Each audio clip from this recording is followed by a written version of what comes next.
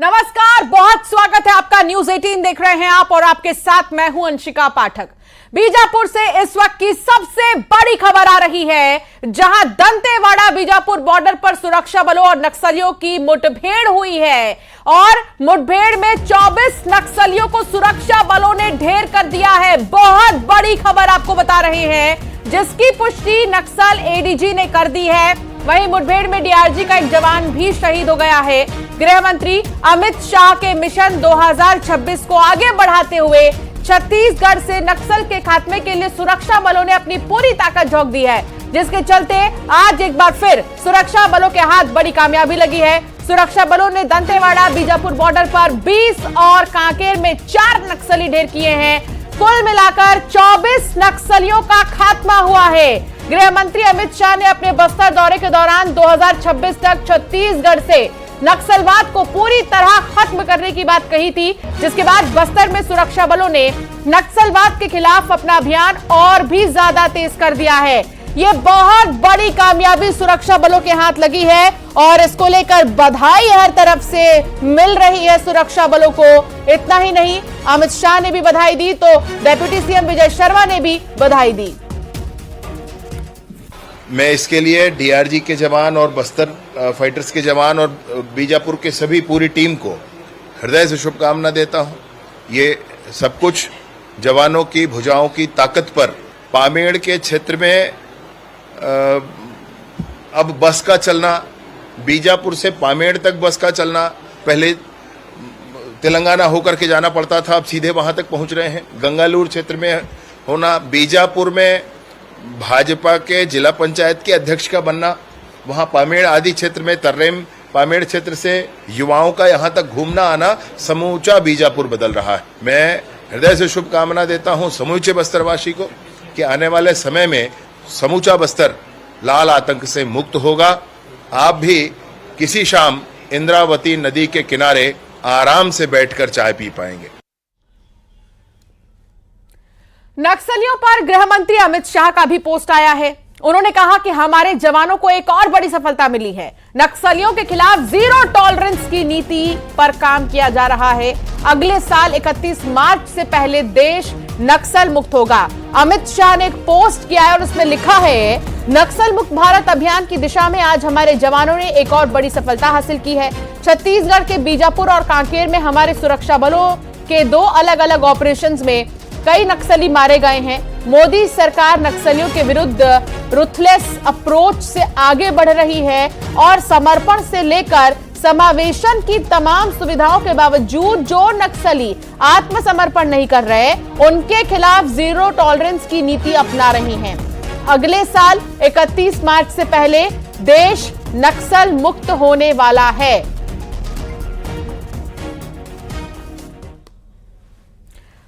तो नक्सल मुठभेड़ पर कांग्रेस के विधायक उमेश पटेल ने जवानों को बधाई दी है और उन्होंने कहा कि यह बहुत बड़ी कामयाबी है।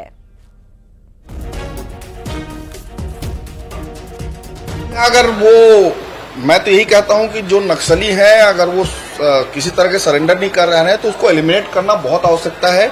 और अगर एलिमिनेट हुए हैं तो मैं उसकी बहुत शुभकामनाएं जो सुरक्षा अधिकारी उनको देना चाहूंगा। तो अब प्रतिक्रियाएं आ रही हैं और आपको बता दें कि ये जो पूरा मामला है, बस्तर में 2 मुठभेड़ जहां फोर्स ने 24 नक्सलियों को मार गिराया, बीजापुर में 20 और कांकेर में 4 नक्सली मारे गए हैं।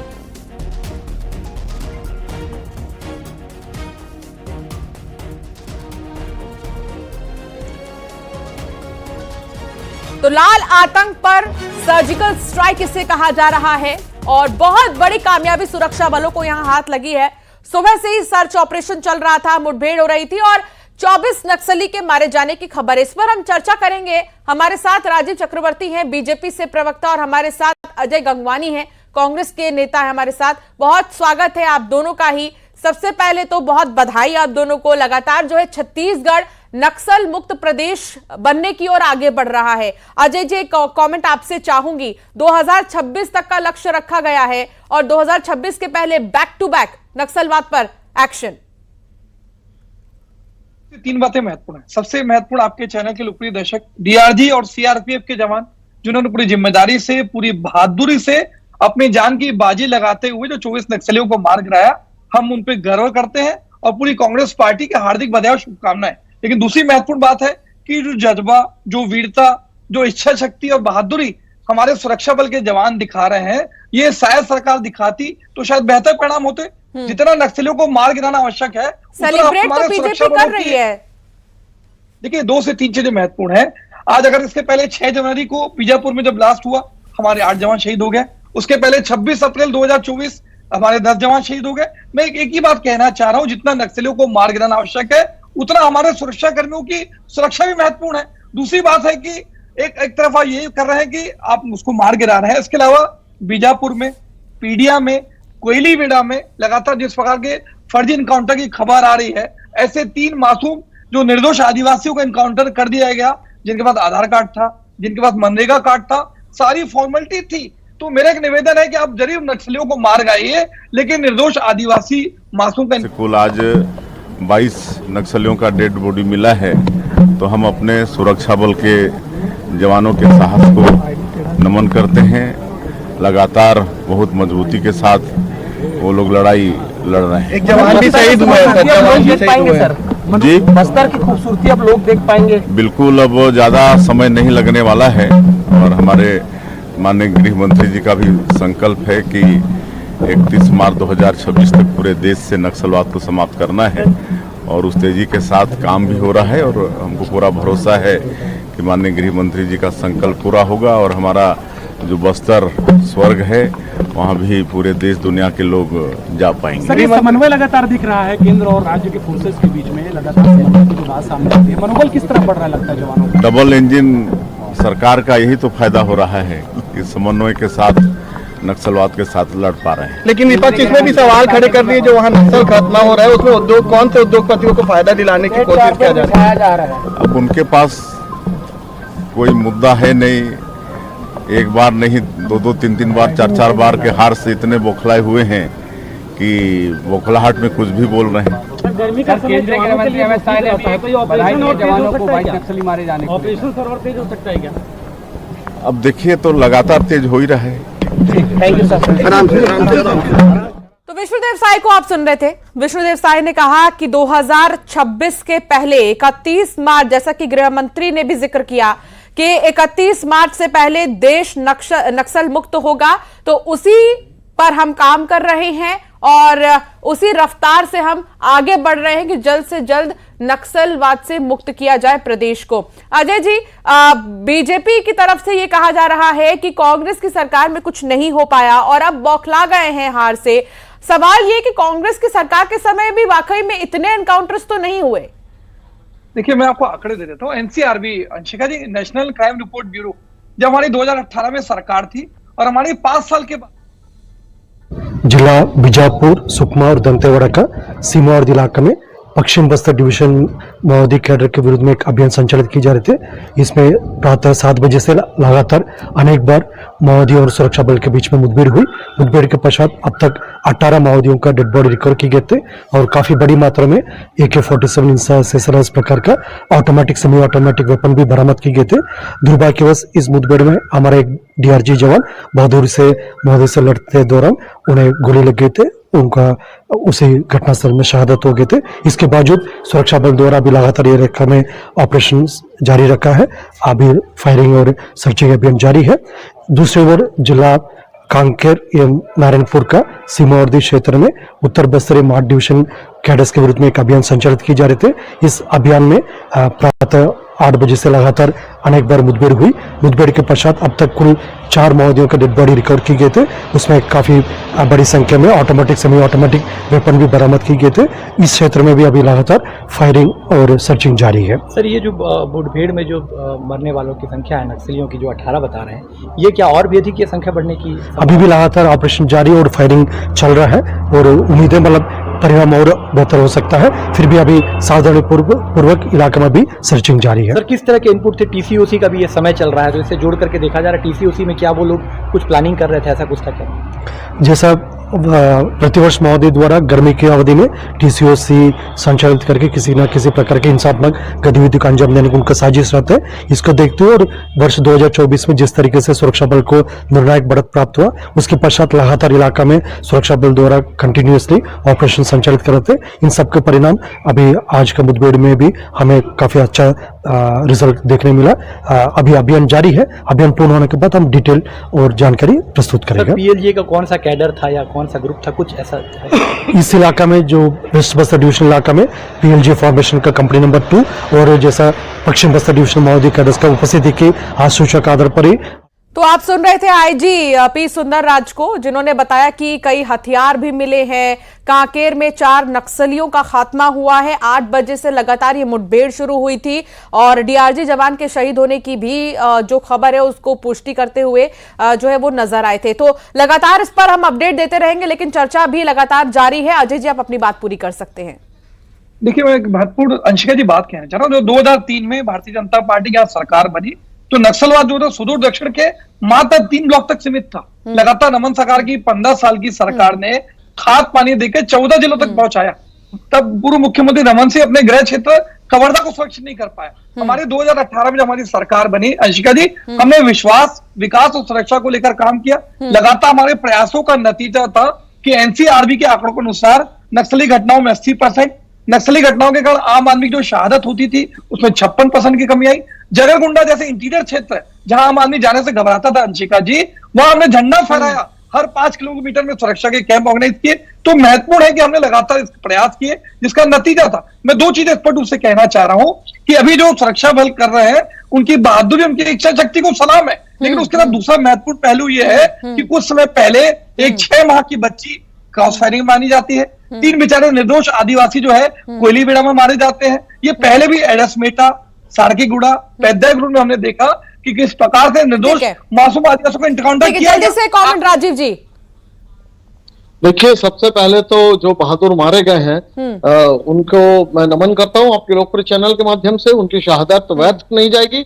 और दूसरी सबसे बड़ी बात, उत्तर बस्तर जो अभी पी सुंदर राज जी कह रहे थे, उत्तर बस्तर में भी सर्च अभियान चल रहा है। यानी जो कांकेर, कोयलाबड़ी क्षेत्र, पखांजूर का जो क्षेत्र है वहां पर भी सर्चिंग चल रही है और वहां पे पहले से ही लगभग 90% नक्सली खेदे गए। हाँ। तो ये बहुत बड़ी सफलता है। अभी अजय जी बहुत बड़ी तकरीर कर रहे थे कि कांग्रेस पार्टी ने तूफान ला दिया पूरे देश में। ऐसा तूफान लाया था कि जो सीमा पार आतंकवाद था उसने जड़ें जमा ली थी। हम दिवाली और होली का त्योहार नहीं मना पाते थे और नक्सलवादियों को भी पनाह मिली हुई थी कि वो जो उनका रेड कॉरिडोर था वो कहां से कहां तक बढ़ गया। अब हमारी ये सफलता, हम ये नहीं कहते हैं कि हमारी सफलता, हमारा जो संयुक्त प्रयास है उसमें राजनीतिक दल भी है, उसमें पुलिस भी है, पैरामिलिट्री फोर्स भी है, प्रेस भी है। सारे संयुक्त प्रयास से हम नक्सलियों पर नकेल कस रहे हैं। लाल आतंक पर हम दोबारा हम उन पर आतंक फैला रहे हैं कि अब यहाँ पर हम छोड़ेंगे नहीं। या तो आ जाइए, मुख्य धारा में आपका स्वागत है, और या तो मारे जाएंगे। ऑपरेशन और उसके बाद स्वागत दोनों चल रहा है। अब ये उनको समझना होगा। अभी तो ये भी खबर मिली कि वो दंतेवाड़ा से यहाँ पर जो देवभोग का क्षेत्र है वहां पर वो पनाह ले रहे हैं। यानी उनकी ओर से ये सूचना चली गई कि सरकार बहुत बड़े मोड में है, ऑपरेशन मोड में है, क्लीनिंग मोड में है। लेकिन कांग्रेस के साथी अगर इस प्रकार से छिद्रान्वेष करे कि जल्दी से मुझे एक रिएक्शन लेना है। मैं दोबारा आपके पास आऊंगी। राजीव जी अपनी बात पूरी कर लीजिएगा। एक रिएक्शन मुझे मनीष गुप्ता से भी लेना है, जो कि नक्सल एक्सपर्ट है। मनीष जी, आप तक मेरी आवाज आ रही है? जी आ रही है। मनीष जी, हम अगर बड़े बड़े एनकाउंटर्स का जिक्र करें तो ये सिलसिला 2 अप्रैल से शुरू हुआ। कुछ आंकड़ों का अगर मैं जिक्र करूं तो बीजापुर के ही अगर मैं कहूं तो 2 अप्रैल को बीजापुर के कोरचोली में 13 नक्सली ढेर हुए थे। उसके बाद बीजापुर के ही पामेड़ इलाके में 12 नक्सली ढेर हुए थे। इसके अलावा बीजापुर में ही कांकेर साइड की अगर हम बात करें तो 18 नक्सली ढेर हुए थे। यह सिलसिला चलता गया और फिर यह सिलसिला अभी भी नहीं थमा है। फिर 12 जनवरी को 5 नक्सली और ढेर हुए थे। बॉर्डर्स पर भी हमने देखा। 2 फरवरी को बीजापुर के गंगालूर में मुठभेड़ हुई और 8 नक्सली ढेर हुए। 9 फरवरी बीजापुर जिले में मुठभेड़ हुई थी और 31 नक्सली ढेर हुए थे। और आज का भी यह दिन है जब कई नक्सली ढेर आज भी हुए हैं। ये जो रफ्तार है मनीष जी, आप इसे कैसे देखते हैं? 2026 तक एक बड़ा लक्ष्य रखा गया है।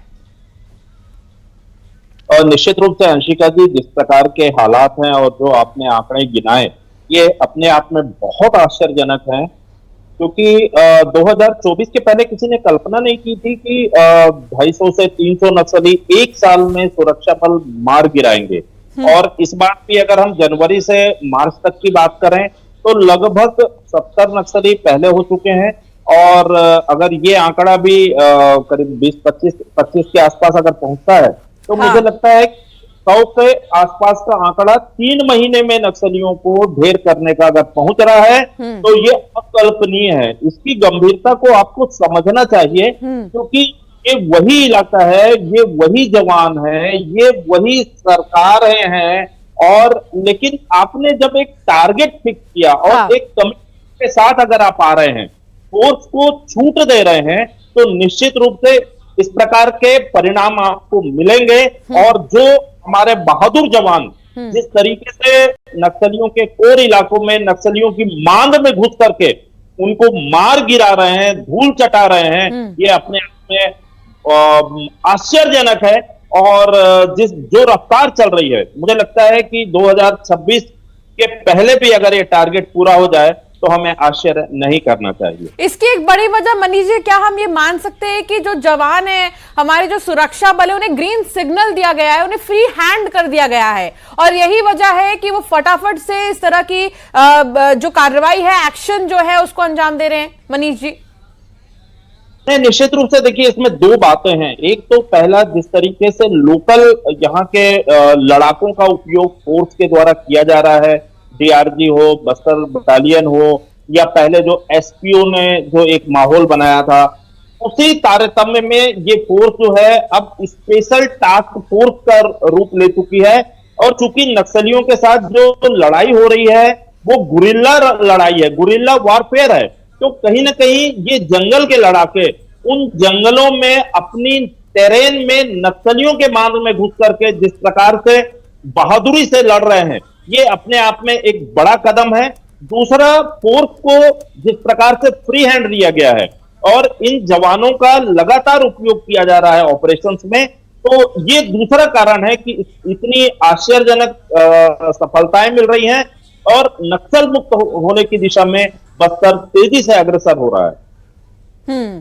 तो कह सकते हैं कि मिला जुला असर जो है अब नजर आ रहा है और धीरे धीरे जो कार्रवाई है वो आगे बढ़ रही है। अजय जी, सवाल ये है कि कई बार बीजेपी का आरोप ये लगता है कि कांग्रेस ने प्राथमिकता के तौर पर नक्सलवाद को नहीं देखा, प्राथमिकताओं में कांग्रेस की नक्सलवाद नहीं था। देखिए, अगर अंशिका जी, अगर नक्सलवाद हमारी प्राथमिकताओं में नहीं होता तो क्या नक्सली घटनाओं में 80% और नक्सली घटनाओं के कारण आम आदमी की शहादत में 56% की कमी आती? मैंने आपको कई उदाहरण दिए। आज महत्वपूर्ण बात यह है कि भारतीय जनता पार्टी बड़े बड़े दावे तो कर रही है, लेकिन भारतीय जनता पार्टी के खुद के नेता, चाहे कैलाश नाथ, तिरुपति कटला, कोमल मांझी, मांडूराम कुंडियाम, ये सब वरिष्ठ नेता भारतीय जनता पार्टी की हत्या नक्सलियों द्वारा की जा रही है। तो जो भारतीय जनता पार्टी अपने वरिष्ठ नेताओं की सुरक्षा नहीं कर पा रही है, आज मेरे भाजपा के प्रवक्ता मित्र चैनल पे बड़े बड़े दावे कर रहे हैं। दूसरी सबसे महत्वपूर्ण बात है कि भैया 15 साल आपकी सरकार है, 2003 से 2018, आपने नक्सलवाद के निपटने के लिए कोई ठोस रणनीति क्यों नहीं बनाई? केपीएस गिल जो नक्सल विशेषज्ञ थे, माननीय पूर्व मुख्यमंत्री उनसे कहते रहे वेतन और मौज करो। इनके जगत पुजारा नक्सलियों को 15 साल तक सामान सप्लाई करते पकड़ाते हैं। तो ये महत्वपूर्ण है कि दिखावे के लिए आप नक्सलवाद का विरोध करते हैं। दूसरी महत्वपूर्ण बात यह है कि आप जो नक्सलवाद की आप जो कार्रवाई कर रहे हैं, क्या इसके पीछे आदिवासियों का भला करना है कि अपने पूंजीपति उद्योगपति मित्रों को जो आयरन की ओर देने का प्रयास है? मैं स्पष्ट रूप से कह रहा हूं, नगरनार प्लांट जो 20,000 करोड़ रुपए का प्लांट है, जिसपे बस्तर के आदिवासियों की भावना, उनकी श्रद्धा जुड़ी हुई है, आखिर उसको विनिवेश की सूची में डाल के अपने पूंजीपति मित्रों को लेकिन अजय जी, सवाल ये है अजय जी कि क्रेडिट दे रही है कांग्रेस की नहीं दे रही है कि चलिए किसी की सरकार आई है तो उसमें बैक टू बैक कार्रवाई तो हो रही है, क्रेडिट आप देंगे या नहीं देंगे? देखिए, मैं आपके चैनल पे स्पष्ट कह रहा हूं, मैं क्रेडिट दूंगा हमारे डीआरजी के जवानों को, हमारे सीआरपीएफ के जवानों को, हमारे सुरक्षा कर्मियों की बहादुरी को मैं उनको दिल से सलाम करता हूं। मैं सचमुच उसमें गर्व महसूस करता हूं, लेकिन मैं स्पष्ट कह रहा हूं कि भारतीय जनता पार्टी की सरकार की नियत नीति मंशा जो है वो आदिवासियों के फायदे के लिए नहीं है, अपने पूंजीपति उद्योगपति मित्रों को फायदे के लिए। मैं स्पष्ट रूप से कह रहा हूं, 2016-17 में जब नंदीराज पर्वत की जो लीज है अपने पूंजीपति मित्र को राजीव जी कुछ कहना चाह रहे हैं कि एक बार भी आपने सरकार को भी क्रेडिट नहीं दिया कि सोर्सेज, सेफ्टी, सिक्योरिटी, तमाम चीजें भी, ग्रीन सिग्नल भी तो अगर सरकार की तरफ से दिखाई जाती है तब जाकर एक बहुत बड़ा कदम उठाया जाता है। वाकई में सुरक्षा बलों की मेहनत तो नो डाउट सराहनीय है, लेकिन इंतजार कर रहे हैं राजीव जी कि आप उन्हें भी क्रेडिट दे। राजीव जी कुछ कहना चाह रहे हैं। राजीव जी बोलिए। अंशिका जी देखिए, लड़ाई में एक महत्वपूर्ण बात है कि 2006 हाँ, अजय जी एक सेकंड एक कमेंट ले लूं, राजीव जी से दोबारा से आपके पास आऊंगी। राजीव जी जल्दी से। बहुत एक पुरानी कहावत है कि कप्तान जो है वो ताली और गाली का हकदार होता है। हम गाली का भी हकदार अभी बता रहे थे, 15 साल ये नहीं हुआ वो नहीं हुआ, और आज अगर ताली की हकदार है तो भारतीय जनता पार्टी की सरकार है। और आदरणीय मनीष जी ने भी कहा कि फ्री हैंड देना, स्ट्रेटेजी बनाना, स्ट्रांगली उसके मान में घुसकर काम करना, सर्च ऑपरेशन चलाना। आपकी सरकार हाथ मिला ली थी, आपकी सरकार गुपचुप हाथ मिला ली थी साहब। आपके लोगों की, इनकी सरकार के लोगों ने हाथ मिला दिया था, नक्सलियों से गुपचुप का नाटक कर दिया था, और फलाने और इसकी बातें करते हैं काम करते हैं। हाँ नहीं प्लीज बोलिए मनीष जी। ठीक है राजीव जी, मैं दोबारा आपके पास आऊंगी। मनीष जी, सरकार के दिए गए फ्री हैंड को आप किस तरीके से देखते हैं मनीष जी, और ये कितना बड़ा रोल है नक्सलवाद को खत्म करने के लिए? नहीं, निश्चित रूप से एक कमिटमेंट इस सरकार ने जो दिखाया है, ये उसका एक बहुत बड़ा क्रेडिट उसको मिलता है। देखिए 2000 के पहले जब छत्तीसगढ़ राज्य नहीं बना था तब तक लोग नक्सलियों की परिभाषा नहीं बताते थे। हाँ। इसको सामाजिक आर्थिक समस्या माना जाता था। 2003 के बाद जब रमन सिंह की सरकार बनी तो उन्होंने इसको लॉ एंड ऑर्डर की प्रॉब्लम बताया और सामाजिक आर्थिक रूप से भी उसको मजबूत किया। तो कहीं ना कहीं सरकार जब तक किसी मर्ज को पहचानेगी नहीं, उसका इलाज कैसे होगा? और जिस तरीके से अभी एक टारगेट फिक्स किया है केंद्रीय गृह मंत्री ने, उस टारगेट को पूरा करने के लिए फोर्सेस लगी हुई हैं, तो ये कहीं ना कहीं सरकार का कमिटमेंट है ना। जवान वही हैं, लोग वही हैं, अधिकारी वही हैं, आदिवासी वही हैं, इलाका वही है। सफलताएं कैसे मिल रही हैं? सफलताओं के पीछे की जो कमिटमेंट है, मुझे लगता है उसको आप नजरअंदाज नहीं कर सकते। बाकी अब राजनीतिक आरोप प्रत्यारोप तो निश्चित रूप से होते रहेंगे, लेकिन बस्तर का हक मारने का जो काम, जो साजिश नक्सलियों ने रची है, ठीक है, देखिए बयानबाजियां तो होती रहेंगी, लेकिन बड़ी बात यह कि एक बहुत बड़ा लक्ष्य है 2026 के पहले, मार्च के पहले नक्सलवाद से मुक्त करना प्रदेश को, और ये तेजी से अब आगे बढ़ रहा है। ये खुशी की बात है। हमारे सेना के जवान, हमारे सुरक्षा बल जो हैं वो बढ़ चढ़ कर आगे आ रहे हैं, मेहनत कर रहे हैं, और उन्हीं की बदौलत है कि आज जो है हमें इतनी बड़ी सफलता मिल रही है। बहुत शुक्रिया अजय जी जुड़ने के लिए साथ में, बहुत शुक्रिया राजीव जी आपका भी, बहुत शुक्रिया मनीष जी आपका भी। मेरे पास समय की कमी है चर्चा